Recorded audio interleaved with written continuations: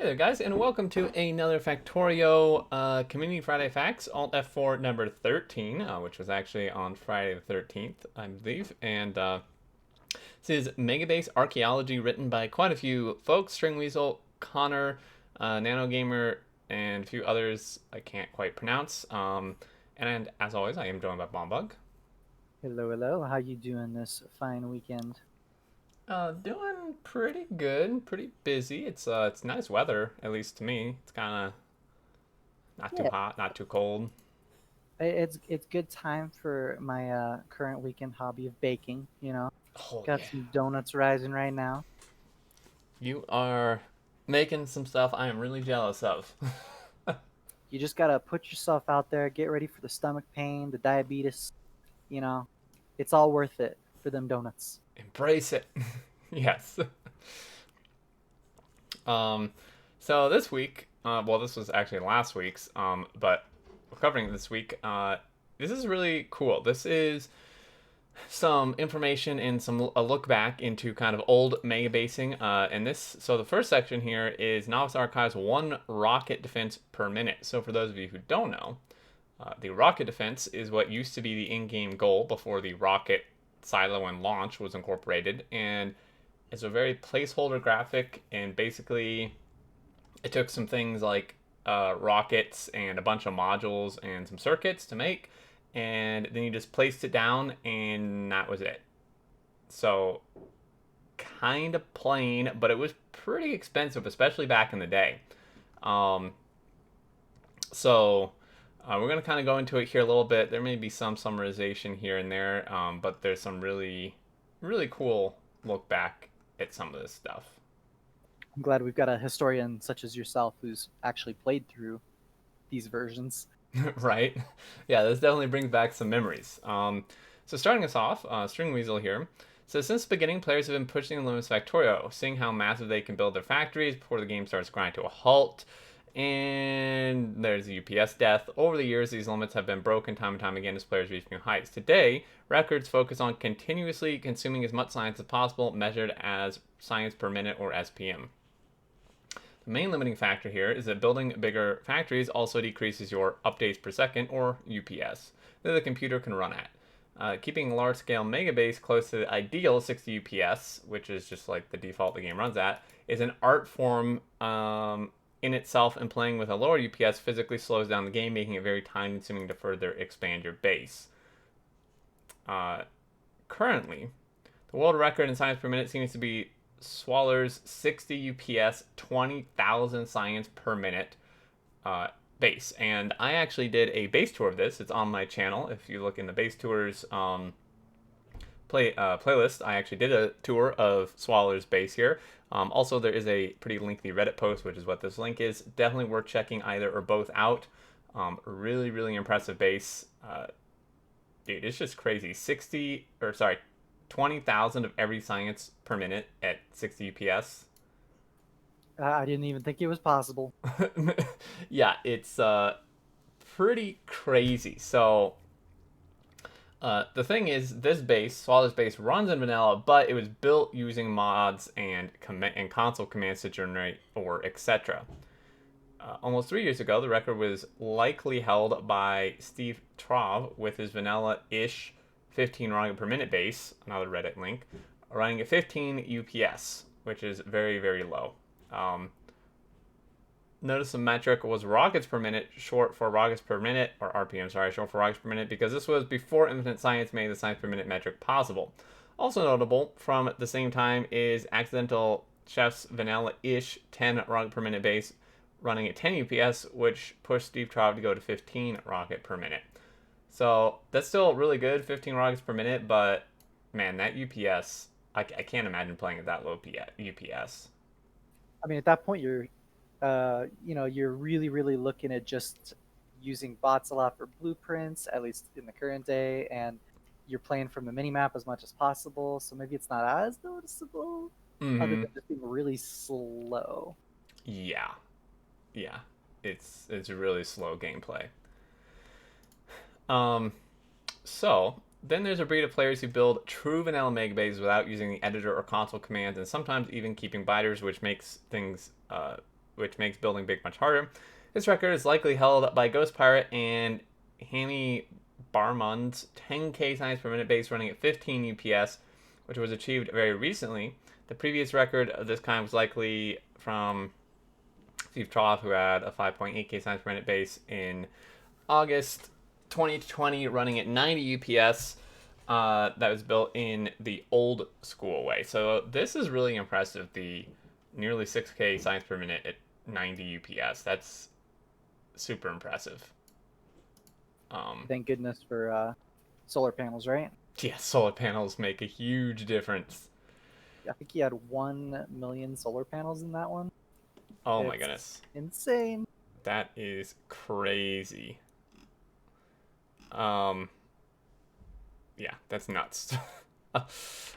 So, how did the biggest megabase look 5 years ago before we even had rocket launches back in the days of Factorio 0.11? Well, there's one base that really stood out from the rest, and I had a chat with the creator Dave McW about his design. And by the way, for anyone who doesn't know, Dave McW is just an incredible designer in Factorio. He's made all those like tiny, like 8x13 like bases that like build a rocket in themselves, like 8x13 tiles and stuff. They've been featured in multiple Friday Facts. Really, really talented. So not really a huge surprise here. So kind of a bit of summarization maybe in the story. So pre-012, bases were basically measured in rocket defense per minute, and so it's basically what I explained at the start of the video, what the rocket defense was. And it was rare for bases to even reach 1 rocket defense per minute, not to mention 60 or per hour. Sorry. Building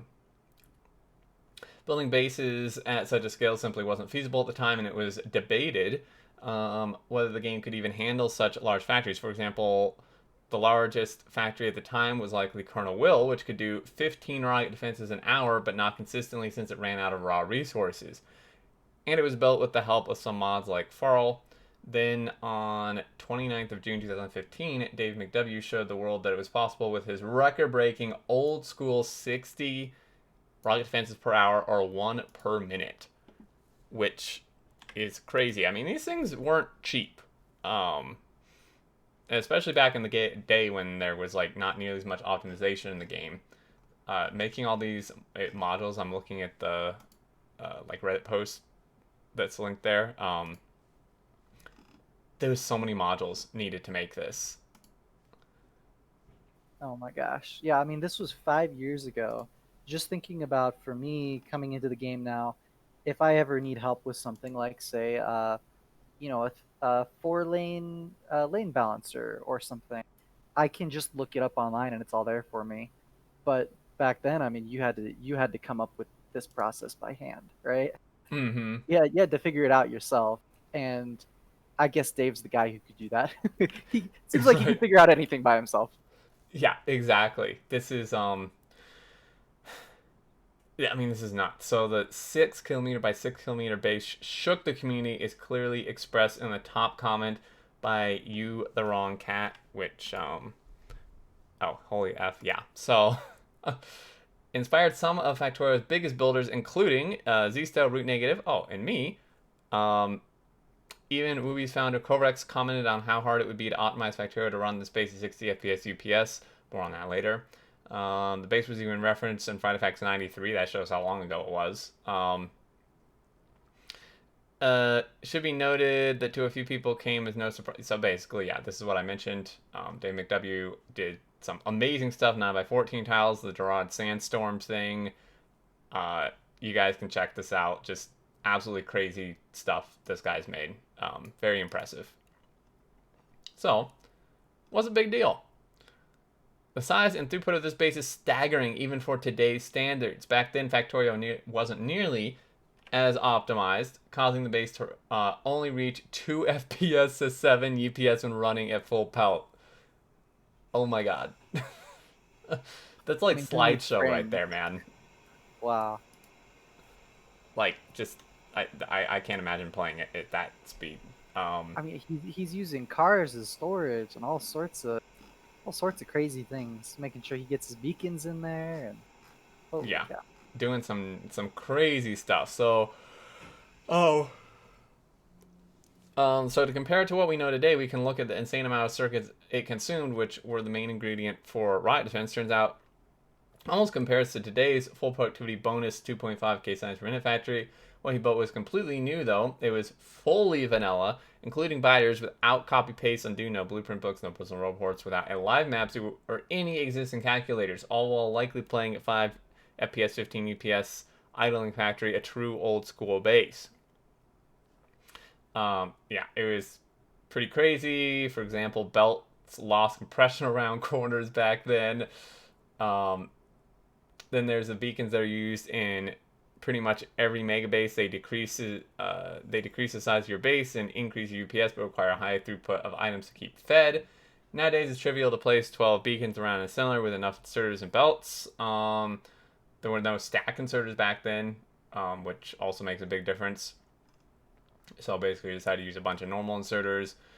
Um, Even more impressive is importing enough raw resource to feed this base. It requires logistics that are still considered massive today. A big reason for this is that in 11 there was no mining productivity, so you were constantly building outposts. Like, it was crazy how fast you would chew through outposts before the mining productivity research came in. Um, and he kind of mitigated this problem by building an absolutely gigantic outpost network using trains, using 72 unloading stations across 4 separate rail networks. He had 216 trains importing ore from 216 resource outposts. No, it's not a typo. That's what he needed to feed his factory without running out of ore for 20 hours at least. Additionally, he had 1,091 speed beacon pump jacks on depleted oil wells, all piped to the main base. No fluid wagons, by the way. Um, yeah, the sprawling rail network, which is his favorite aspect of the game, is also fascinating. It was enormous. There were no chain signals in 0.11. It just keeps adding on difficulty here, man. Like, what Right? is this? Like, that's ridiculous. Character had to walk uphill both ways just to place a furnace. I mean, oh my gosh. Yeah, like, and it keeps adding on. Training schedules could only handle a time-based at-station condition. Like, so there was nothing additional besides time-based condition. um, it should be noted that just building rails in 011 wasn't as easy as it is today with the drag and click building mechanic. 4013 rails had to be built piece by piece using straight and curved rail pieces. They were separate pieces back then. Um, for reference, this gigantic rail network had almost 77,000 pieces of rail, most of which were likely placed by hand, since they could only be placed by bots if covered by logistics. No personal reports, by the way. Oh my gosh. Mercy. Insane. Have mercy on his soul. I know. I don't know how he did this. This is actually ridiculous. And the final and most impressive, in Steering Wheel's opinion, part is the layout of the base was simple and elegant while having more than 4 times the throughput of any base before it. It took him 11 months to design and build this base, and you can see in the precision of this build, a belt is only as fast as it needs to be and never placed unnecessarily. All ratios are perfect within a few percent, etc., etc. So, and it was all built in vanilla. No mods used, no commands to spawn in resource patches. It's pretty mind-boggling. So running the factory in 1.0, this is where things get really interesting to me. I was curious how this Megabase would run in 1.0 with all the optimizations the developers applied during the intervening 5 years. So I migrated it. It took longer than I expected, but it works. For reference, on my PC using 11.22, the base runs at 2 FPS and 6 UPS. But in 1.0, it reaches about 65 FPS and 65 UPS with high quality graphics. Disclaimer, the migration to 1.0 is not by any means perfect. The goal was simply for all the machines to run similarly to 0.11. There's likely something I missed or simply ignored, for example, the negligible power generation. The new production graph lining up almost exactly with items produced more than 5 years ago. The middle area shows the failed fixed process, not an accurate representation of spent time. So this is this is actually really important. This first paragraph right here is a huge, huge testament how much the devs have optimized the game. Like, it literally has increased by the FPS has gone up 30 fold, and the UPS has gone up more than 10 fold through all their optimizations, which is crazy to me. Yeah, they've really not been slacking. This isn't just, hey, we're gonna pump out feature after feature. We're gonna pull a Fortnite and overwork our developers for 2 or 3 years to keep crazy expansions going at all times. This is like, hey, we're gonna keep adding content and we're gonna do optimization, not just monetization. Right, which is huge. So yeah, this blows me away. Just the level of optimization here and improvement. So this kind of just talks about the process of migrating it. There's a lot that goes on. I'm not going to cover everything, but basically, um, so some things were like fluid amounts being multiplied by 10 in updates since 0.11, and advanced circuit ratio of copper cable being changed from 8 to 1 um, to 6 to 1. Basically, it's now 6 to 1. Um, and there were more straightforward changes like replacing small pump setups with single pumps, etc. So there's just a lot of stuff that has to be done to upgrade a save from that far back. It's not as simple as just loading it in a newer version. Like, a lot of stuff breaks.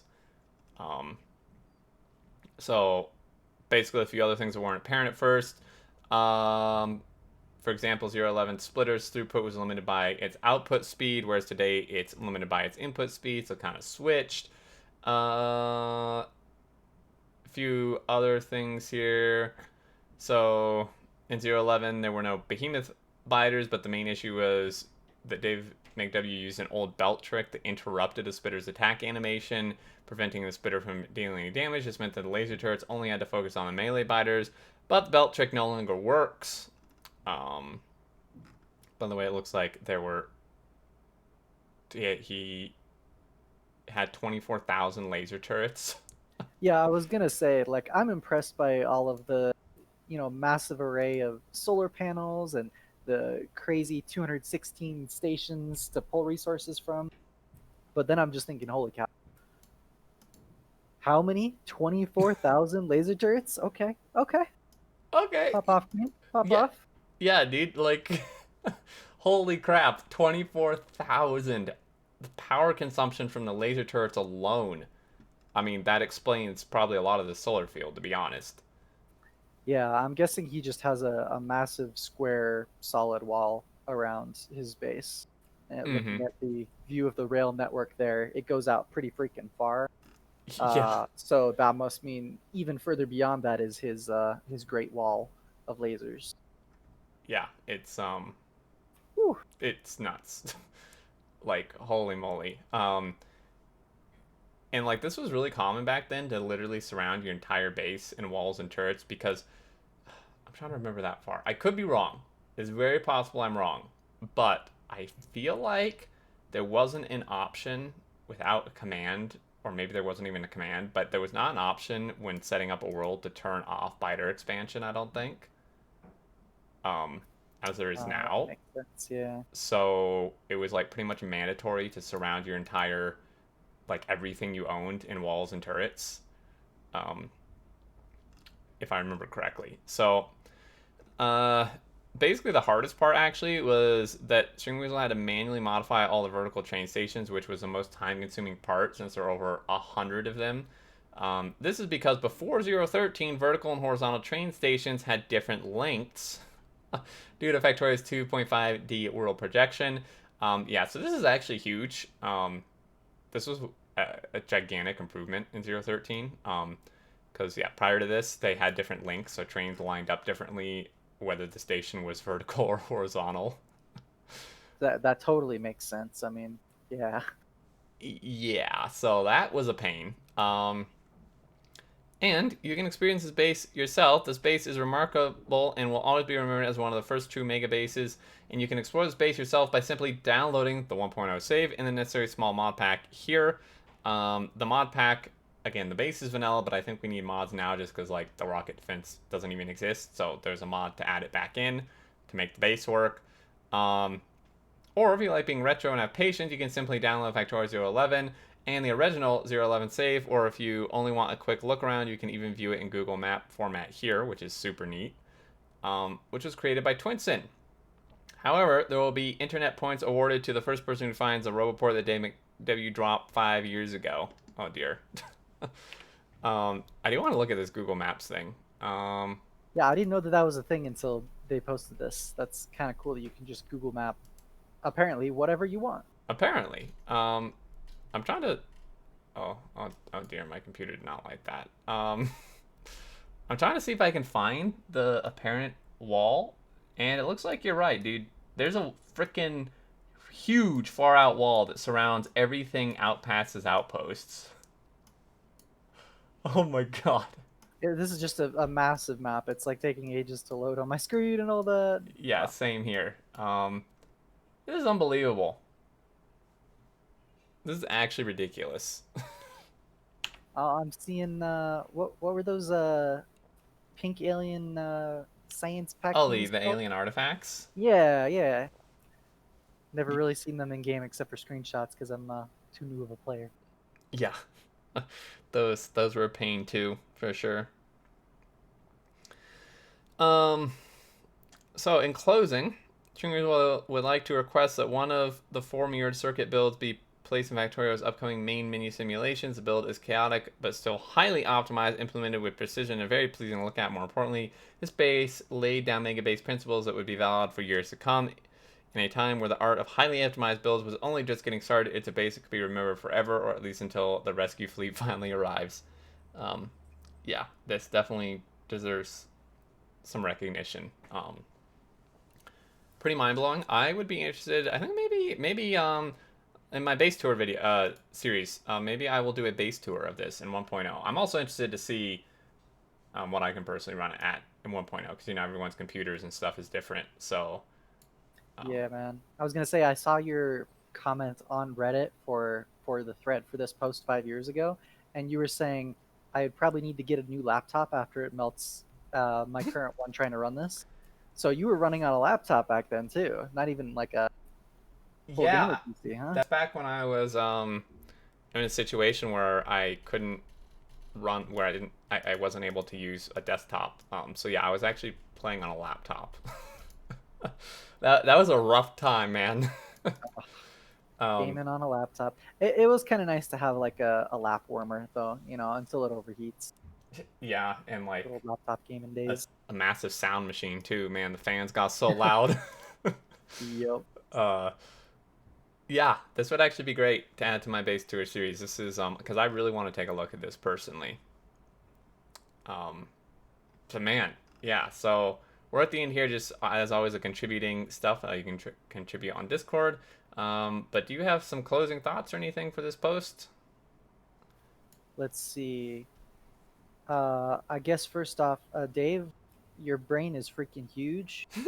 Um, does it need like, you know, liquid cooling or something as well? Because I can't even comprehend all this. Uh, it's amazing to see all the little details that go in, making sure that he was perfectly matching the ratios up to like, small percentage.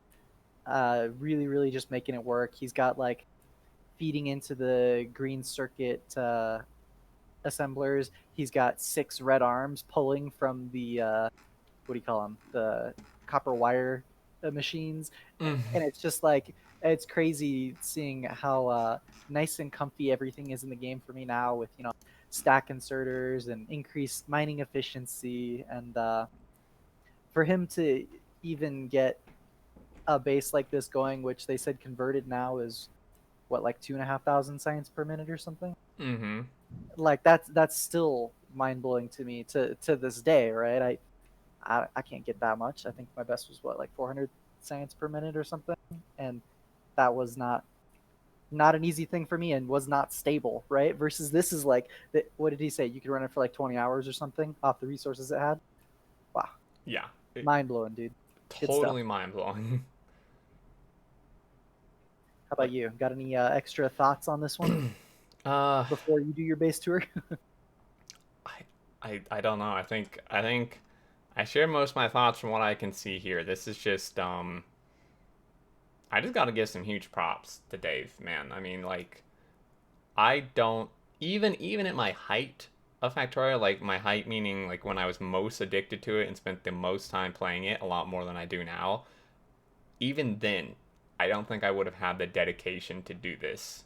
Like like putting aside the fact that he was able to just play at a low UPS and like even come up with the designs, the dedication required back then when you consider all the missing quality of life features and optimizations that we have now, it's just so crazy. I absolutely would not have been able to keep myself motivated to build something like this back then. Like Yep. this is just crazy to me.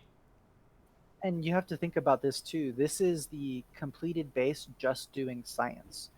What did the assembler base look like to produce all of the machines for him to set this up?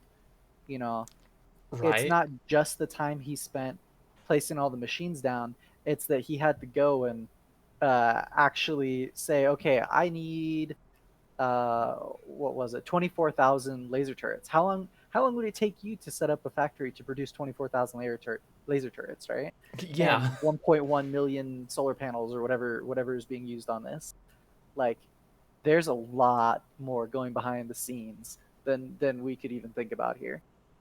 Yeah, this is, it's truly amazing. I can't wait to do a video of this and actually look at it in person. This is going to be pretty awesome and it's going to bring back some memories too cuz like there's just a way bases back then were designed that is just like not really something you see now.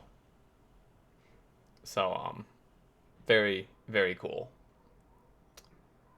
Um but yeah, I think that's going to do it for this one. Really interesting. I hope you guys enjoyed. Always love to hear what you had to say down below, and of course, share your thoughts on the Reddit and Factorio forums and Discord.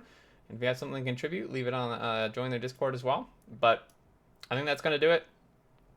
Until next time, we will see you guys later. Catch you later.